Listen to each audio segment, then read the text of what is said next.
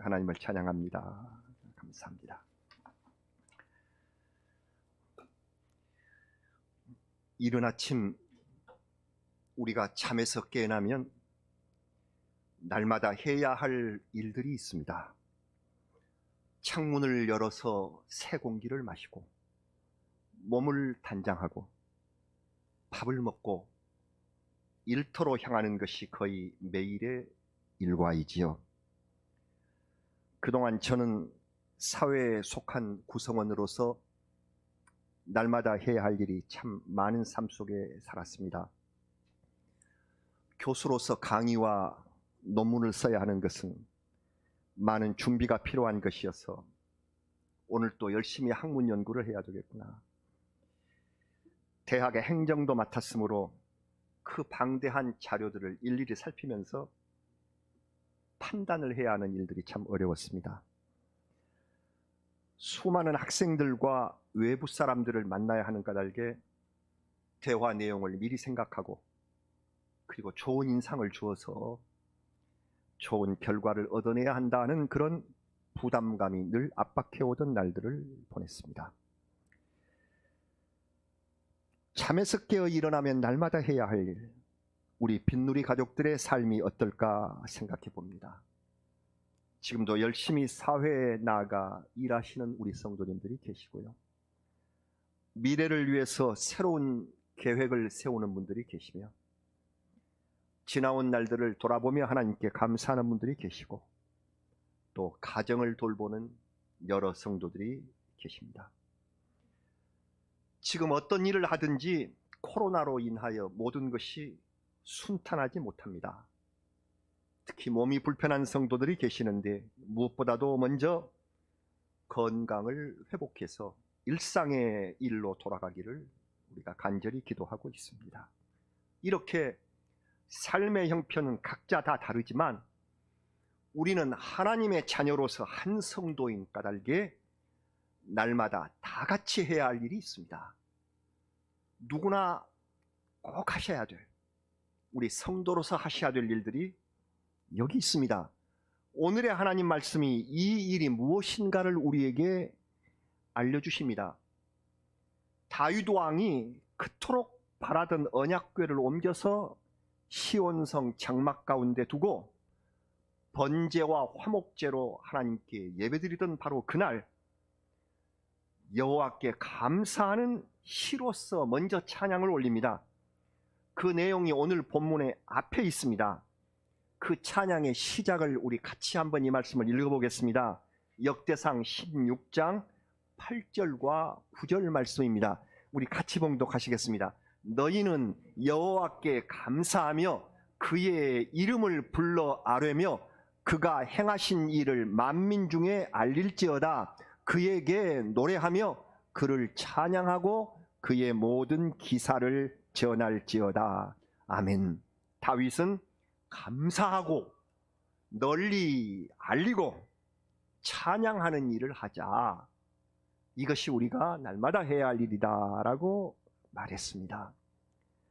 이제 오늘의 말씀을 보십시다. 하나님의 부름을 받은 사람들이 언약궤 앞에서 하나님 앞에 섬기되 날마다 그 일대로 하게 하셨다고 말합니다. 아삽, 오벳 에돔 이런 분들이 주로 맡은 일이었는데, 여호와의 궤 곁을 떠나지 않고 문지기의 일을 담당을 한 것입니다. 날마다 하나님 앞에 있으면서 하나님의 영광과 말씀을 굳게 지킨다는 의미가 있습니다. 사랑하는 여러분, 우리도 매일 내 마음에 하나님의 임재하심을 확신하며 섬기고 지키는 일을 해야 합니다. 이것이 첫 번째입니다. 내가 하나님 섬기는 데서 벗어나지 않았는가 하는 것을 날마다 지키고 점검하는 것이 첫 번째 일입니다. 하나님에게서 멀리 떠나지 않았을까? 하나님께서 나를 지키시는 일, 나도 하나님의 궤 옆에서 하나님의 말씀 옆에 있어야 되지 않겠는가를 날마다 첫 번째로 점검하시는 성도들이 되시기를 바랍니다. 다음으로 항상 아침과 저녁마다 여호와께 번제를 드렸다고 하네요. 제사장 사독과 그의 형제들이 책임 맡은 일이었는데요. 우리는 지금 성전에서 하루 2번씩 예배를 드릴 수는 없습니다. 그러나 우리 삶의 현장과 가정에서 조석으로, 하루에 아침 저녁이라고 하였으므로 조석으로 기도하고 말씀 보는 시간만은 꼭 가져야 합니다. 이것이 우리가 날마다 하셔야 할 일입니다. 그래서 우리 삶에 큐티가 필요합니다. 잘 아시는 큐티, quiet time, 우리말로는 묵상의 시간이라고 합니다. 기도와 찬송과 성경 말씀으로 하나님을 만나는 조용한 시간, quiet time, 이 조용한 시간을 가져야 한다는 것입니다. 우리는 하루 한 장 읽기, 성경 읽기 대행진을 하고 있습니다. 찬송으로 시작하시고 성경을 읽으시고 그리고 쓰시고 내게 주시는 말씀이 무엇인가를 묵상하시고 그리고 기도로 마치시기를 바랍니다. 그리고 이 말씀을 실천하는 하루를 보내시기 바랍니다. 그리고 저녁에는 다시금 감사하며 기도하는 시간을 갖는 일, 이것이 우리가 해야 할 2번째의 일입니다. 아침 저녁으로 하나님을 만나라. 그리고 3번째는 하나님을 찬송하자. 기회 시간이 있을 때마다 하나님을 찬양하자. 이 임무를 맡은 대표들이 헤만, 아삽, 여두둔, 성경에 에단이라고 쓰이고 여두둔이라고도 쓰였습니다. 같은 분인데 여두둔은 찬양하는 사람이라는 뜻을 가진 명예로운 존칭입니다. 명예로운 닉네임이 여두둔입니다. 이분들은 매일 노래와 악기로 하나님을 찬송했습니다. 우리도 하나님을 찬송하고 그리고 우리 김장로는 악기로 하나님을 찬양하고 있습니다. 이렇게 찬송을 합니다. 오늘은 이 날마다 찬송하는 일에 대하여 좀 더 집중적으로 하나님의 말씀을 선포하고자 합니다. 저는 우리 빈누리 교회 첫 예배에서 시온 찬양대의 모습을 감동적으로 받아서 마음에 간직을 했었습니다. 아, 우리의 교회에 찬양대가 없구나 하고 생각을 했었는데 말씀 봉독을 마치자 우리 찬양대가 앞으로 나오셔서 비록 많지는 않은 숫자였지만 헌시적인 열심과 하나님을 찬미하겠다는 그 열정적인 모습, 그 속에서 하나님 기뻐하신다는 확신을 얻었습니다. 여러분, 우리 시온 찬양대의 회복과 헌신의 시간이 어서 오기를 기다리면서 저는 지금도 예배 시간마다 시온 찬양대를 대표하여 오늘 누가 찬미를 드립니다, 이렇게 꼭 말을 합니다. 하나님께서 우리 시온 찬양대를 회복시켜 주실 것이라는 그러한 기도를 담고 있는 표현입니다. 그래서 그렇게 함께 찬미하시도록, 또 제가 사용하는 용어를 좀 주의 깊게 들으시면 성가대라는 말 대신에 언제나 찬양대라고 말하고 주보에도 그렇게 쓰는 것을 아마 파악을 하셨을 것입니다. 제가 한 벌써 20년 전인가요?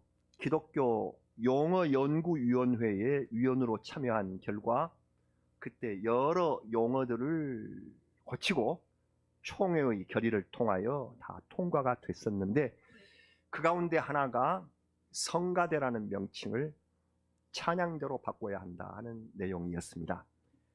성가라는 것은 하나님을 찬양하는 노래 이외에도 다른 종교에서도 또는 좀 신성하다고 생각할 수 있는 이런 노래를 포함한 명칭이 성가이기 때문에 이 성가대는 좀 거룩한 노래를 부르는 집단이다 하는 것이고, 찬양대는 하나님 앞에 찬송을 드린다 하는 표현입니다.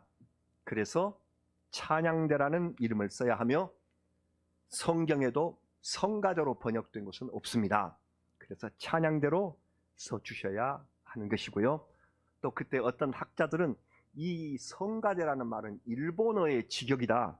저는 일본어를 전혀 모르기 때문에 이 설교 준비하기 전에 우리 김종대 집사님 좀 만나서 좀 여쭤봤어야 될 텐데 그렇게 못했습니다. 세이카다이라는 일본어가 그대로 번역한 것이 성가대다.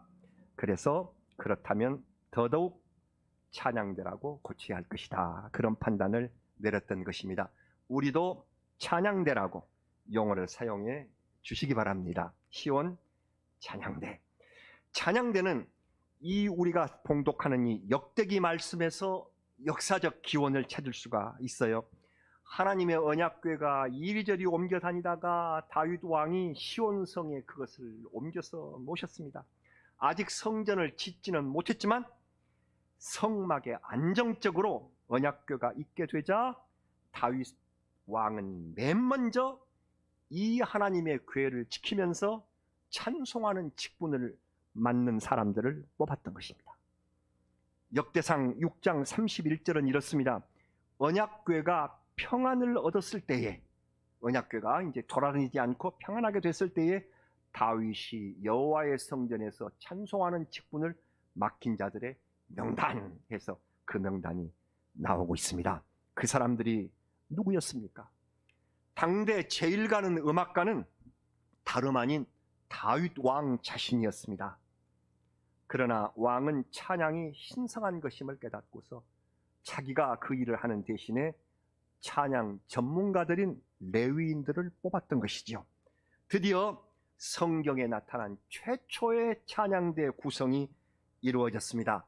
이때 우리가 기억하실 것은 그 찬양대의 대표로 선정된 사람이 헤만, 아삽, 에단, 이들을 가리켜서 찬양 사역의 삼총사라 그렇게 부릅니다. 헤만, 아삽, 에단입니다. 첫 번째 찬양 대장은 헤만이었습니다. 이분은 사무엘 선지자의 손자이고 그리고 왕의 선견자라는 화려한 이력을 갖고 있었으며 시편 88편을 지어 불렀습니다. 그래서 시편 88편은 헤만의 시라고 써져 있습니다. 그나마 거기에다가 역대상 25장 5절을 보니까 14남 3녀를 두었다. 아이고 참 많이 두셨네요. 그래서 보니까 또 다른 찬양 대원들도 자녀복들이 많아요. 그래서 여기에 이 헤만의 14분의 자녀, 또 아삽의 4자녀, 에단 여두둔의 6자녀, 그러니까 24반열이 되어서 하나님을 찬양하는 24반차가 되었다 하는 것이 성경에 기록되어 있습니다. 그래서 먼저 헤만, 다음으로 신령한 찬미를 부르면서 찬양대의 기반을 든든히 닦은 분이 아삽입니다. 나중에 시간이 흐를수록 아삽의 이름이 더 먼저 나옵니다. 그리고 아삽은 시편 50편이 아삽의 시고요. 그리고 시편 73편부터 83편에 이르는 도합 12편의 많은 분량의 시가 아삽의 것으로 남아 있습니다. 그분은 지휘자이며 또한 작곡자였던 것 같습니다. 마지막 삼총사의 한 분인 에단, 에단도 시편 89편을 지었으며 아까 말씀드린 바와 같이 여두둔이라는 명예로운 이름을 받았습니다. 그분의 활동도 이 두 사람에 비해서 아무 부족함이 없습니다. 앞으로 우리가 읽으실 역대상 말씀 가운데 25장에 이르면 이 세 사람 삼총사의 아드들이 24명인데 24반열로서 순서를 맡아서 찬양대로 섬겼다. 그러면서 일일이 그의 이름을 성경에 다 기록해 주셨습니다. 우리는 성경을 읽고 쓰는데 왜 이렇게 이름들이 이렇게 많느냐? 그러나 필요해서 기록해 주셨습니다. 사랑하는 여러분, 하나님을 찬미하는 찬양대의 이름은 성경처럼 하나님께서 기록해 주실 줄로 믿습니다. 찬양하는 이 찬양이 귀하다. 그들의 이름을 일일이 다 쓰신 것입니다. 역대상 24장에는 제사장의 직분을 맡은 분들의 이름이 24반열로 쓰여져 있습니다. 그리고 25장에는 찬양대의 직분을 맡은 분들의 이름이 역시 24반열로 기록되어 있습니다. 그 다음 26장은 봉사, 성전에서 문지기를 하고 성전의 곳간을 지키시는 그러한 봉사자들의 명단들이 쓰여져 있습니다. 그래서 하나님께서는 제사장들과 하나님의 일을 위하여 일생을 바친 분들과 하나님을 찬양하는 찬양대의 분들과 그리고 봉사분들의 이름을 이렇게 차례를 정하여 기록하시겠다 하는 것을 성경을 통하여 우리에게 보여주시고 계시는 것입니다. 그냥 넘기셔서는 안 됩니다. 하나님의 말씀이거든요. 그래서 우리 찬양대원들의 이름을 기록하실 것이다. 24반열로 요한계시록에서 마치 보좌에 둘러 앉으신 24 장로님들의 흰옷과 금관을 보는 듯이 그 흰옷과 그 금관이 찬미로 이어지는 이 찬양대의 아름다운 헌신을 기억할 것이다. 이렇게 성경이 우리에게 말씀을 해 주시고 있습니다. 찬양대의 기원은 이렇게 뜻깊습니다. 하나님의 임재가 다윗성에 충만했을 때 성스러운 일을 맡은 사람들의 헌신으로 시작된 것이 찬양대입니다. 우리 시온 찬양대도 그 성스러움과 그 역사를 이어온 귀중한 직분입니다.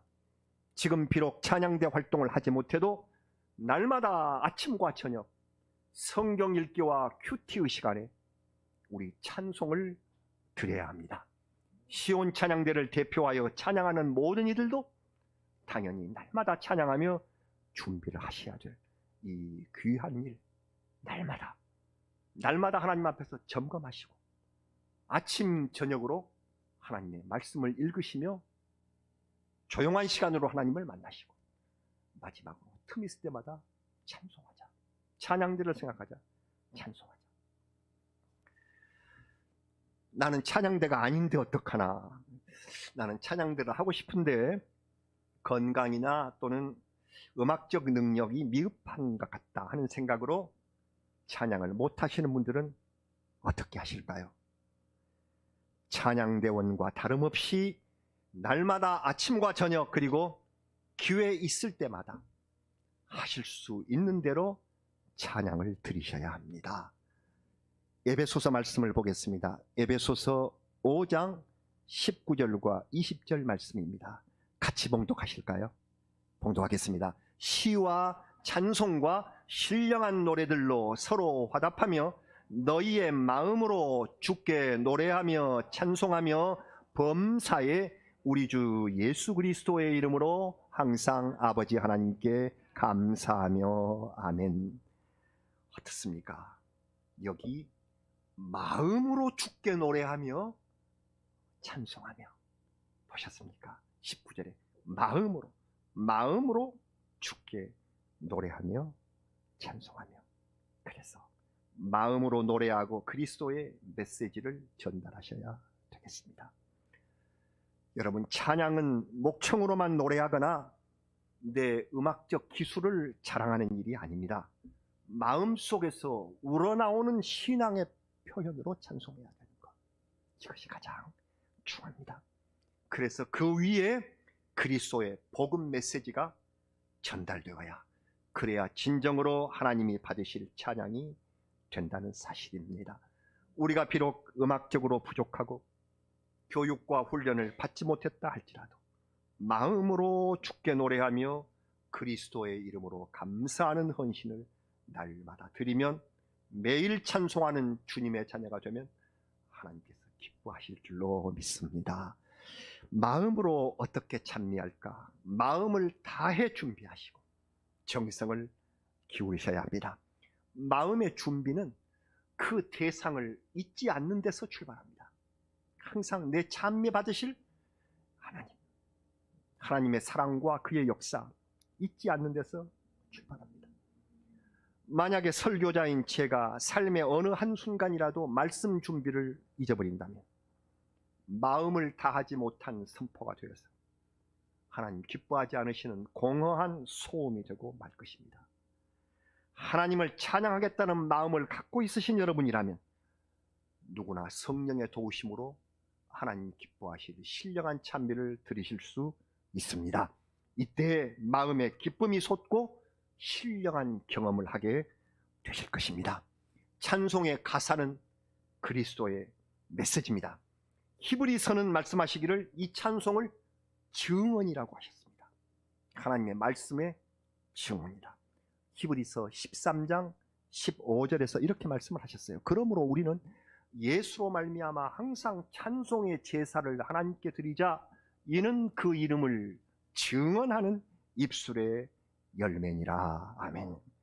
가사를 이해하고 그 말씀을 증언하겠다, 하나님 말씀을 증거하겠다 하는 의지를 갖고 온 마음으로 찬양을 하면 그리스도를 전하는 믿음의 전도자가 되고 입술의 열매를 거두게 되신다고 하셨습니다. 우리는 이 말씀을 믿습니다. 찬미를 통하여 입술의 열매를 거두시는 성도 여러분이 되시기를 주의 이름으로 축원합니다. 예배 시간에는 첫 순서로 하나님께 영광의 찬송을 올립니다. 그리고 하나님 말씀 봉독과 그리고 말씀의 선포 사이에 찬양 순서가 있습니다. 여러분, 그야말로 핵심 순서에 해당하는 것입니다. 말씀이 봉독되는 그 순간 우리가 예배드리는 이들이 모두 일어서서 말씀 받으실 하나님을 경배하고 그 마음이 하나로 모아진 때가 바로 그때입니다. 가장 아름다운 경외, 하나님께 드리는 경외를 올려야 하는 그 순간이 바로 찬양인 것입니다. 이 찬양은 예배드리는 사람들의 마음을 하나님 앞으로 끌고 가는 헌신의 경험을 하게 하는 것입니다. 오늘 또 그러셨죠. 그래서 헌신의 마음으로 하나님 앞에 나아가는 이 경험, 그래서 하나님 말씀을 들을 수 있는 마음의 그릇을 만드는 순서가 이것입니다. 그래서 예배 순서가 그렇습니다. 하나님 말씀을 들을 수 있는 마음의 그릇을 만들며 하나님 앞에 준비하며 찬양을 올리는 그 순간, 그래서 말씀의 선포 앞에 이 순서가 있는 것이지요. 은혜로운 찬양은 말씀의 선포를 풍성히 담는 그릇입니다. 그리고 예배의 마지막에도 세상으로 파송할 때 찬양을 합니다. 이 찬양과 함께 강복선언, 복이 내리는 축도가 이루어지는 것을 우리는 보실 것입니다. 예배에서 얼마나 찬양이 중요한지. 사랑하는 여러분, 하나님의 자녀들이 해야 할 일을 살펴보았습니다.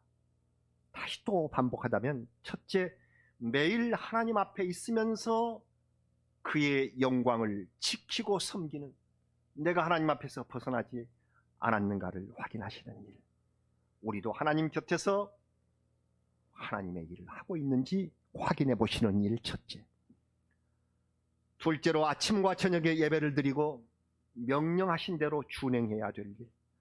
적어도 내가 하루에 2번씩 교회에 나왔다 하는 생각으로, 여기 우리 성경에 아침 저녁 번제를 드린, 성전에서 번제를 드린 분들과 같이 나도 하루 2번씩 교회에 나왔다 하는 마음의 자세로 큐티와 성경 읽기, 기도와 묵상의 시간을 꼭 가지시라는 것입니다. 날마다 해야 하실 일 2번째. 마지막 3번째, 날마다 때를 얻는 대로, 때를 얻든지 못 얻든지 찬양하는 것, 감사와 기쁨이 넘치는 심령으로 찬양이 생활화되는 것, 이렇게 요구를 했습니다. 다윗처럼 하나님의 사랑을 많이 받은 사람이 없습니다. 그는 왕이라는 직분을 가졌음에도 불구하고 이 3가지 일을 날마다 삶에서 게을리하지 않았습니다. 특히 찬양에 정성을 기울여서 시와 노래로 하나님을 찬송하고 최초의 찬양대를 직접 조직한 사람이 다윗입니다. 하나님이 얼마나 사랑하셨어요. 다윗의 찬송시, 이렇게 표제가 붙은 시편 145편이 이렇게 시작을 하고 있습니다. 제가 시편 145편 1절부터 3절까지를 읽을게요. 왕이신 나의 하나님이여, 내가 주를 높이고 영원히 주의 이름을 송축하리이다. 내가 날마다 주를 송축하며 영원히 주의 이름을 송축하리이다. 여호와는 위대하시니 크게 찬양할 것이라. 그의 위대하심을 측량하지 못하리로다. 이렇게 살았습니다. 이렇게 산 분이 다윗. 날마다 찬송하며 영원히 위대하신 여호와의 이름을 찬미한다. 하나님께서는 이런 삶을 사는 자녀들을 사랑하십니다. 성도 여러분, 날마다 한다는 것은 쉬운 일이 아닙니다. 처음에는 이거 잊어버리지 않고 해야 되고, 날마다 또 부지런해야 날마다 할 수 있습니다.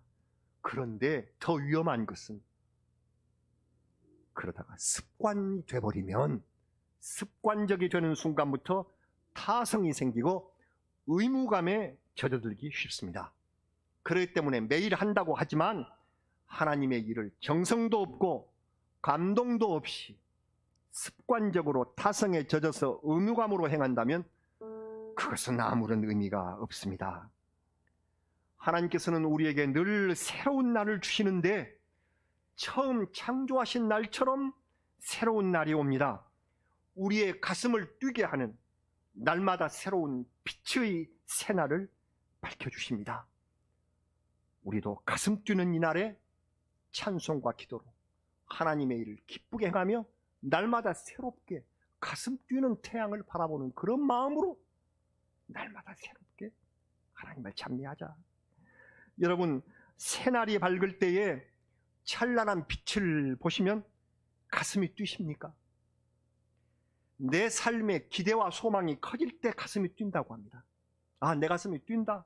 기대가 넘칠 때, 소망이 클 때, 하늘의 은혜와 소망으로 가슴이 뛰는 사람은 날마다 밝아오는 새 아침, 새로운 내 태양을 바라보면서 가슴이 뜁니다.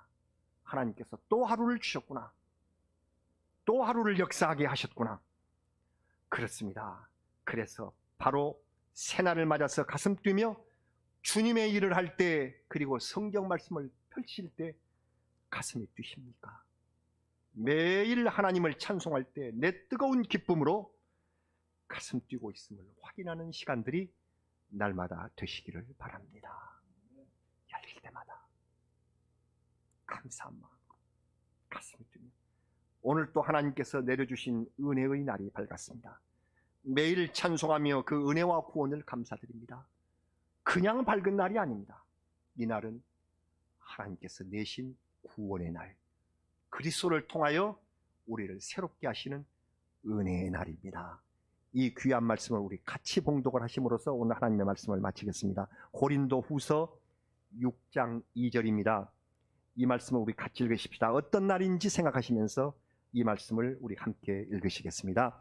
이르시되 내가 은혜 베풀 때에 너에게 듣고 구원의 날에 너를 도왔다 하셨으니 보라 지금은 은혜 받을 만한 때요 보라 지금은 구원의 날이로다. 아멘. 은혜 받는 날, 구원의 날, 기쁨에 가슴 뛰는 날을 하나님과 더불어 누리시며 찬송하시는 성도가 되시기를 주의 이름으로 축원합니다. 기도하시겠습니다. 아버지 하나님, 날마다 가슴 뛰는 은혜의 날이 되게 하여 주시옵소서. 찬송하기 원합니다. 가슴으로 노래하고 아버지 하나님의 메시지를 증언하는 귀한 찬양 되게 하여 주시옵기를 바랍니다. 우리의 교회에 시온 찬양대를 허락하신 우리 아버지 하나님 감사합니다. 여기 시온 찬양대의 지휘자, 반주자가 있고 그리고 이 찬양대의 귀한 모든 구성원들, 시온 찬양대를 대표해서 지금 하나님께 찬미를 드리고 있는 모든 분들이 있습니다. 주님 기억하시고 하나님의 생명책에 그 이름을 기록 나열해 주신 줄로 믿습니다.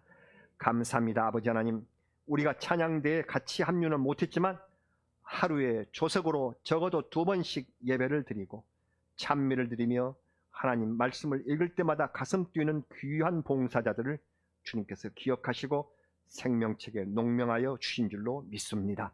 하루 3가지 일을 잊지 말고 날마다 해야 할 성도의 일이 되게 하여 주옵소서. 아버지 하나님의 말씀을 멀리 떠나지 않았는가 확실히 지키는 것을 확인하는 저희들 되게 하시고, 비록 교회에 오지 못하지만 하루에 2번씩 조석으로 하나님께 영광을 돌리는 일을 꼭 하는 성도가 되게 하여 주옵소서. 찬미를 통하여 주님 영광 받아 주옵소서. 예수님 이름으로 기도드리옵나이다. 아멘.